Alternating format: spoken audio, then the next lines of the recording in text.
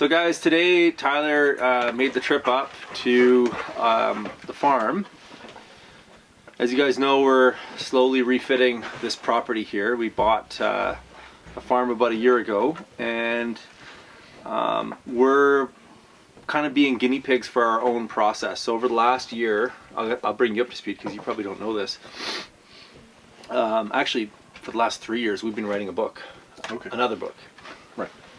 And so it's called Building Your Permaculture Property, and it's our 5-step process. So this is the process that we use with our clients when we're out consulting. And so every property has about 11 factors that we consider. And so geography, climate, water, access, structures. So that's when you would come in. I'll talk a little bit about 4 elements here in a second.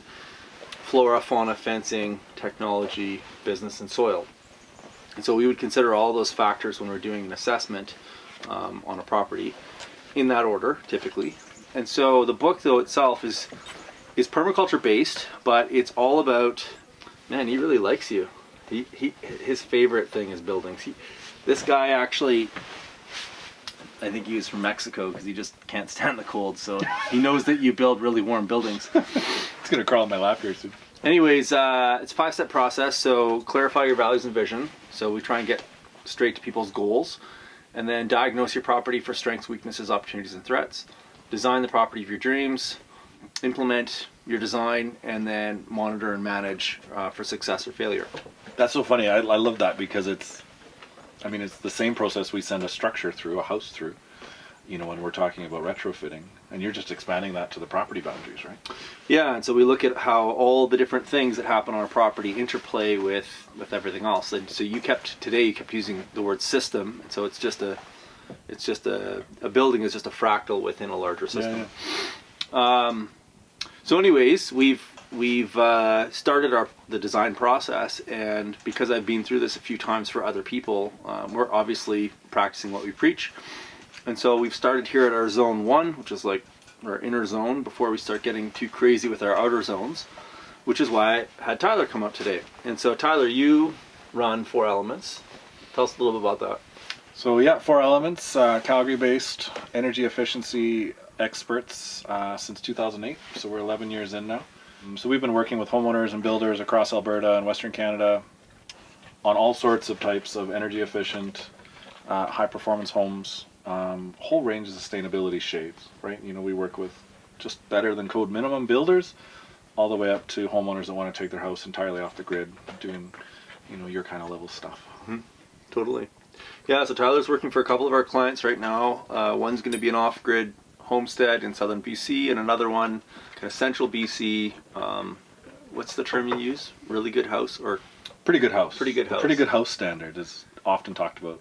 An informal set of goals for building and planning your home, because you have code minimum, which we know isn't good enough. We know we have net zero passive house kind of stuff at the other end of the spectrum, and we know that those are exceptionally expensive and hard to build, and so we're trying to find that happy medium. So a pretty good house has great insulation, very comfortable, has great ventilation, but it doesn't go crazy in any one of those directions. Right? Trying to balance all those things. Yeah, totally. So one of the things that we looked at on this farm was that we had a house that could be a pretty good house if we put a bit of effort into it. But in order to get a house that can go to a pretty good house, you have to have the right bones. And actually, some of the bones in this house are pretty, I would have preferred different bones, to be honest. I don't really like that it's a 2x6 wall. I would have preferred a 2x4 wall to make adding insulation to the outside a little easier. Like going 2/3 on the outside for this wall is going to be challenging because we already have a pretty thick wall to start with. Yeah. But the orientation is okay. And again, the A-frame could have gone in a different direction possibly, but it depends on what we're going to put on the south roof. But at the end of the day, it's still a simple structure. Yeah. It's not too big, and it doesn't have a lot of juts in and out and back so, around. So on that topic, while we're just getting there, because I have my opinions, but before I pollute you with my opinions, although I suspect they're similar, what are the things that people should look for when they're looking for a house if they're going to buy something?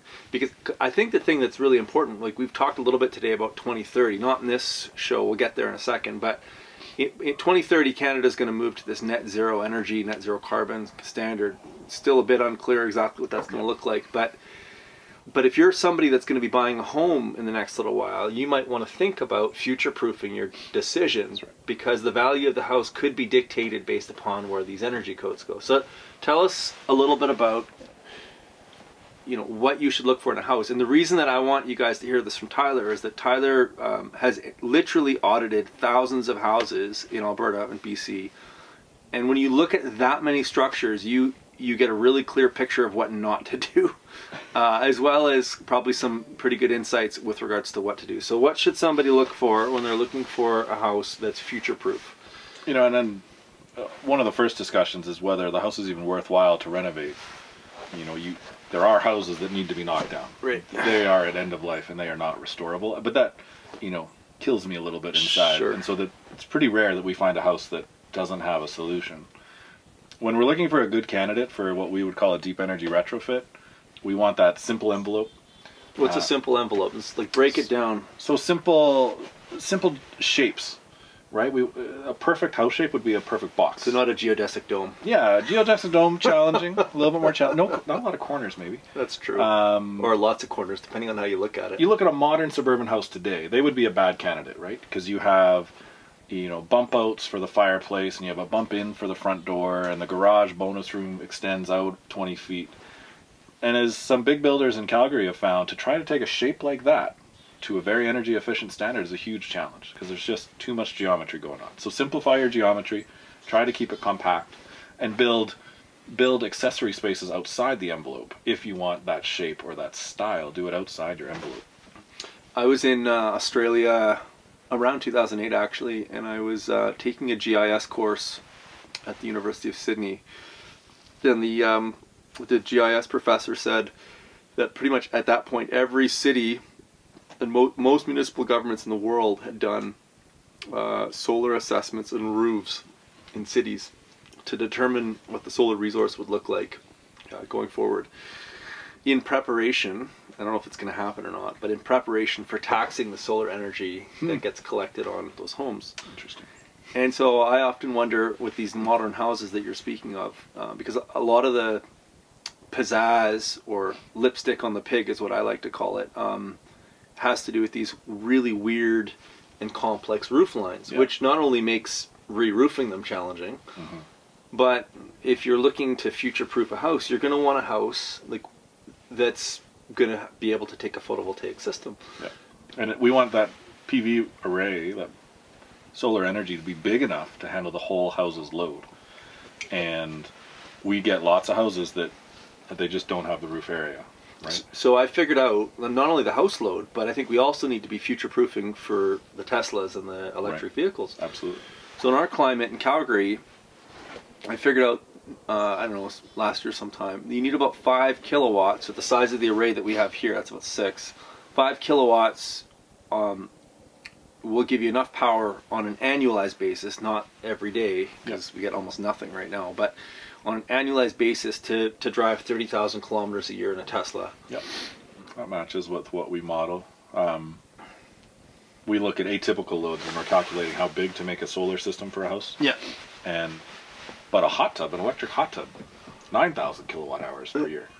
So a hot tub will use more power than an electric car. Crazy. That's unreal. Yeah, and so like if you're thinking about your house and the size of the roof that you need, 10 kilowatts is about what they need to meet their household needs, I think. It's approximately 8 to 10. If you've got natural gas supplying the bulk of your heating, right? Sure, way more if it's going electric. Yeah, if you want to go all electric, which a lot of our net zero homes are looking to do now, the PV array goes a little bit bigger. You need about, 30 to 50 gigajoules of energy per year to balance out and be net zero. Yeah, and that's assuming that you've actually got a fairly good envelope too. That's right. Yeah, absolutely. And so then, by the time you add electric heating, your kind of internal loads, and Teslas, I think we're probably in the 20 to 25 kilowatt easy array size. And the thing that kind of blew me away, I started doing I'm an energy nerd. I love thinking about, I don't know, I have something wrong with me, but you're just an engineer. Enough said. So my mother-in-law's got a Tesla, and she's got one of those green boxes behind her house in Calgary, the transformers. and it supplies about 6 houses. And apparently, if 3 houses get Teslas, that transformer will blow. That's right. And the same thing can be said for if 3 houses get solar, that transformer will blow. Yeah. And so, from an investment perspective, if you're looking for stocks to invest in, I don't know that this is going to happen, but I suspect it will. Like, rebuilding the entire grid is not really an economically feasible thing.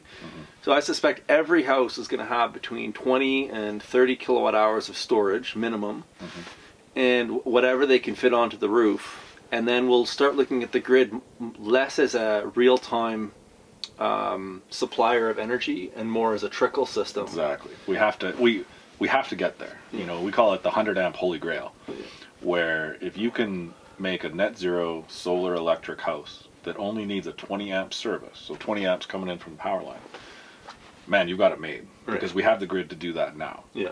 But if we start to electrify everything and solar every house, we need 200 amp, 300 amp houses. Right.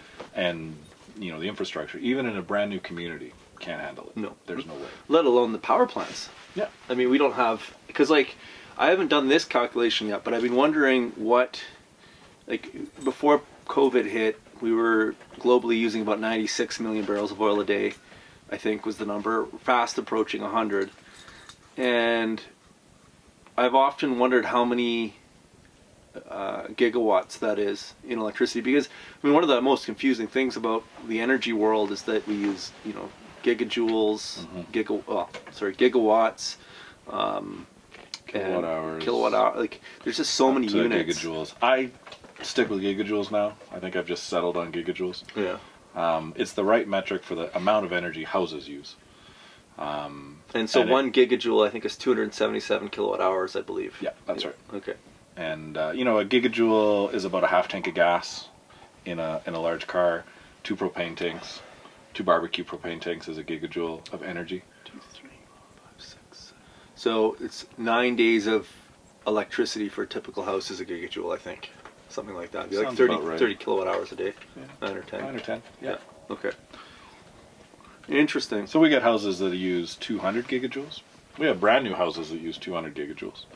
And then we get net zero homes that use 30 gigajoules a year, and then make it up with solar to bring it to zero. Yeah. And we've tested 75-year-old homes that only use 75 gigajoules. You know, so it can range this huge amount, right? You get, because your biggest factor is the size of the house, and that's where we start always. Going back to, you know, area 1, keep your footprint as tight as possible. And so some of these older homes, you know, 100 years old, it's a perfect footprint because it's only 800 square feet. Yeah. That's an easy volume to work with to keep warm. Yeah. You sprawl out to 2,500 square feet, you know, the challenge just got exponentially harder. Yeah.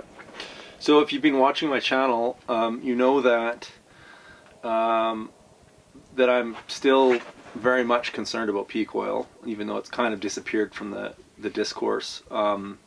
And one of the reasons that I'm obsessed with energy is because when we look at how invisible our energy use is, the thought of not having it is, or being taken away from me or us, is terrifying.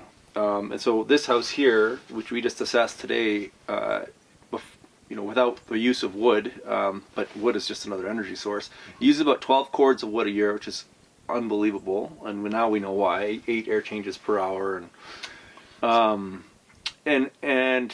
before that it was like 3 800-gallon tanks of propane. And we were talking today about how a tank of propane, an 800-gallon tank of propane, is about 270,000, but about a quarter of a human life in terms of energy. So if you were to replace that with human energy, it would take 1/4 of a human life to meet the equivalent energy in a tank of propane. And people just don't have the concept of that much energy, right? No. Like, you run down to 7-Eleven to pick up a snack. I mean, you just burn more energy than a day's work, right? You know, the concept of energy intensity is just, we can't even conceive of how energy intensive our lifestyles are. Yeah, it's unbelievable. I mean, so coming back into kind of the food piece for just a second, you know, the average calorie of food is 10 calories to 20 calories of hydrocarbon. Oh, wow. 10 to 20 to 1, depending on what the food is and where it's coming from. And so if you remove any of the energy pieces in that supply chain, you have a massive population that's starving to death very quickly. And in the 1940s, just to kind of juxtapose that, it was 1 unit of energy in, we got 3 out. Just to kind of show you how far it's come. And like, I'm amazed at how like the techno porn that's coming out within the food space. And it's like, well, we're just gonna, you know, feed everybody with vertical farms, and it's like, well, maybe, but That's every pretty time energy intensive. super energy intensive. I mean, you've got to run pumps at the bottom of these things just to send water up, and like to think that like we would have the, like, we're so cocky that we think that we can, you know, replace the function of an ecosystem which has been, you know, working for billions of years to get as efficient as it is right now. Is you know, it's probably not going to happen. So for us here as homesteaders or homeowners, I don't want to cut 12 cords of wood a year. Like, I mean, even I had a client once in BC who was burning about the same amount of wood actually, and they were really concerned about a lot of the energy things. And they said, well, you know, we're fine. We're not going to retrofit our house because we've got a forest. We'll just, you know, burn wood. I'm like, well, how are you cutting the wood down? Well, chainsaws. Okay. And then how are you moving the wood from the forest into the house? It's like, well, tractors. It's like, okay, and what are those things running on? Well, gasoline. It's like, so I did a video this year in front of my solar array. Guess how many humans, in terms of output, a chainsaw is? 12. Yeah, it's like 12, between 12 and 20 humans. 12 and 20. So when I'm yielding this like 5-pound thing to cut through logs, it's like, you would have needed a whole community to do that amount of work 100 years ago. Yeah, just to keep this thing warm. And so it's easy to say, well, yeah, you know, it's sustainable. And what about if you're 65 still here? Do you want to cut 12 cords of wood? No. And what if you slip and break your leg one year? Do you want to cut 12 cords of wood? No. Right? Like, we talk about resilience. Yeah. You know, we have to think long term too, just in personal health and abilities, right? Like, we have to be efficient with our energy, so we have flexibility in the future. Yeah, absolutely. And that's really what permaculture is all about, is maximum output, minimum input. And it doesn't just have to be in the food side, it's in everything. How we generate our electricity, how we heat our home, how we eat. And so I was really stoked to have Tyler here to kind of look at our house. And so what did we find out today? You know, we found a typical 1990s custom home. A couple things were a little roughly put together, which we see a lot. You know, the house has aged over time. Things have been retrofitted and slotted in and not integrated, you know, the way we would do if it was brand new. Some things have aged, right? Some older insulation, some older windows that, you know, are starting to show some leakage, air leakage around them and be less efficient. And we just saw lots of, you know, discomfort areas, right? Where you had a cold draft coming from some bad leaks that would be right in your living room. So right across your ankles, you know, right across your feet, you know, so that's going to impact your comfort in the evening. You know, we'll go back to the office, we'll do the computer simulation, we'll start to see the breakout of where all this energy is going. So 12 cords of wood goes in, where does that split out? And we know right away that a big chunk of that is air leakage. You know, you're heating the fireplace up, and that is leaking out the gaps and the cracks in the house, because we had 2,500 CFM of leakage. Which is 8 air changes per hour, I think, right? Worked out to about roughly 8 air changes of hour. So that's at 50 pascals, which is equivalent to like a 30 kilometer hour wind, 40 kilometer hour wind. So that's a windy day, but not atypical here in Alberta. And so that's sucking 8 air changes of heat out of the house. And your furnace has to make that up, or the fireplace has to make that up. That's a lot of work. So realistically, if we were to take the siding off and put a self-adhered membrane on there, an air barrier, vapor open, and for the sake of argument, I probably will do more than this because of the fact that this is a 2x6 wall, but 3 inches of Roxol, and then an Inotech type window. Like, first of all, what do you think we can get our air changes if we do a good job, and a new roof as well? So we're going to seal that up at the same time. What do you think is realistic for us to expect as an air change, just for the record, because I'm going to come back and we're going to get back out here in a couple of years, and we'll do it again and see how close I go. I have long memories, you know. Yeah. For a deep energy retrofit, there's no reason you can't get the house as tight as a brand new house. And our air tightness in Alberta right now is about 0.2, 0.3 air changes per hour. So that's a lot tighter. I think if you hit 500 CFM of leakage and an air change of 1, you'd be in great shape. That's a huge improvement and would be quite good. If you could hit 0.5, 0.6, you're in great shape. Then the energy loss from air leakage is kind of negligible. You don't have to worry about it anymore. You know, that is a challenge because on these retrofit type houses, there's lots of transitions and details. It's easy to make a clean slate of wall airtight, but what about when it connects with a light switch? What about when it connects with a plumbing penetration, a window? Like, there's just lots of stuff you have to fit around. So, like, we really do have to peel everything off the house so that we can get access to the envelope, really seal everything back up, and then reattach everything and think of those transitions. But yeah, you know, when you take the siding off, you have that nice clean access to put a new membrane on. You know, the old tar paper is not going to be good enough. We got to get rid of that. And but then, you know, sky's the limit. There's lots of insulation options. Again and again in our modeling, you know, R30 seems to be a sweet spot. There's always a diminishing curve, right? You go too far, the energy savings you get at the next step are thinner and thinner, and you can go too far. And some guys today would say, well, anything over R20 is too far. But really, when you look at energy forecasts and those types of things, the curve really bottoms out at about R30. And that's kind of a sweet spot. So if you've got R20 on the wall right now, which is really effectively R15, right? By the time you put the framing in and that kind of stuff, you don't really have R20 anymore. So to add another R15 of true insulation, continuous insulation, puts you in the neighborhood, right? And do you think we could get a 10x reduction, or is it going to be like, I mean, it's so bad. Like 10x is a lot to reduce, but because we're so bad, do you think? You know, in total gigajoules,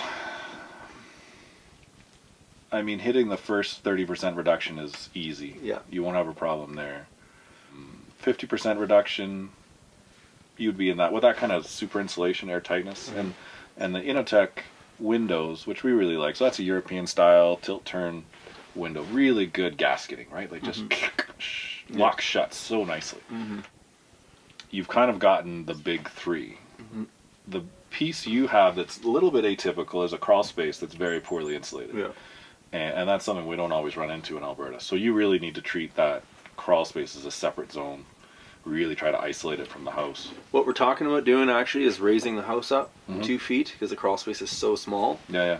And whoever did the excavating underneath there, I curse him every time I have to go down there. It's so bumpy. But there's not enough room to actually put a proper insulation and new membrane on top of the soil. Yeah. So if 2 more feet would give me that ability to do that, and then I'd be able to get any radon. I haven't tested that for radon yet, but and then if we get the right EIFs on here, exterior insulation facade system, then I would probably excavate around the foundation as well and go vertical. It's a shallow footing, so probably just with an EPS below grade. And that's kind of what I'm thinking right now, but it's not insignificant to raise the house. Like it's a little bit of work to do.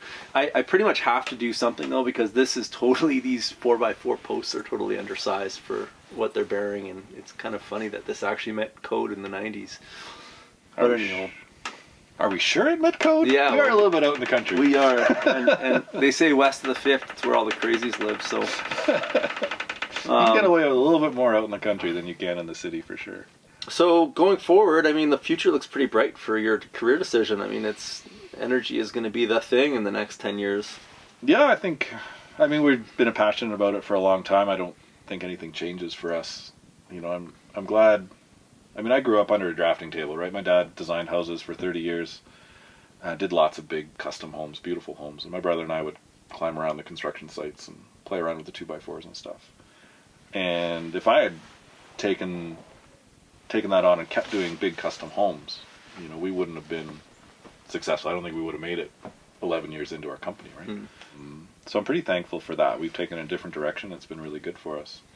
And it matches our passions, right? I have a hard time, you know, working on a $1 million house and justifying the space and the square footage and the expense. But each to their own. And, you know, we work with what the client's goals are.